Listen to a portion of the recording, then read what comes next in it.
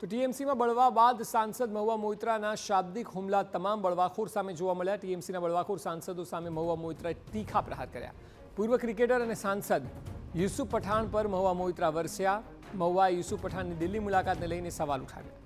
અમિત શાહે બોલાવ્યા એટલે તમે દિલ્હી ભાગી રહ્યા છો? થોડી હિંમત દેખાડો, તમે ભારત માટે રમ્યા છો।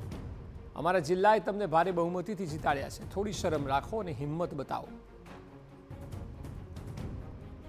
તો જેમ અગાઉ જણાવ્યું તે મુજબ 28માંથી 20 સાંસદોએ એનડીએ સરકારને સમર્થન આપવાનો નિર્ણય કર્યો છે અને આ અંગે લોકસભા સ્પીકર ઓમ બિરલાને પત્ર પણ લખી દેવાયો છે।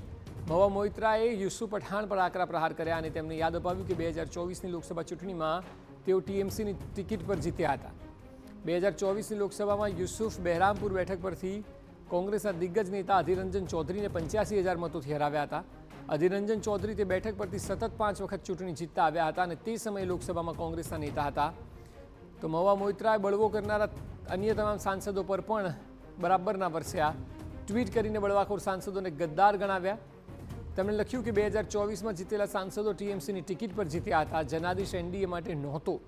પીળા પેન્ટવાળા તમામ લાલચુ મતલબી ગદ્દારો પ્લીઝ હવે ભાજપમાં સામેલ થઈ જાઓ।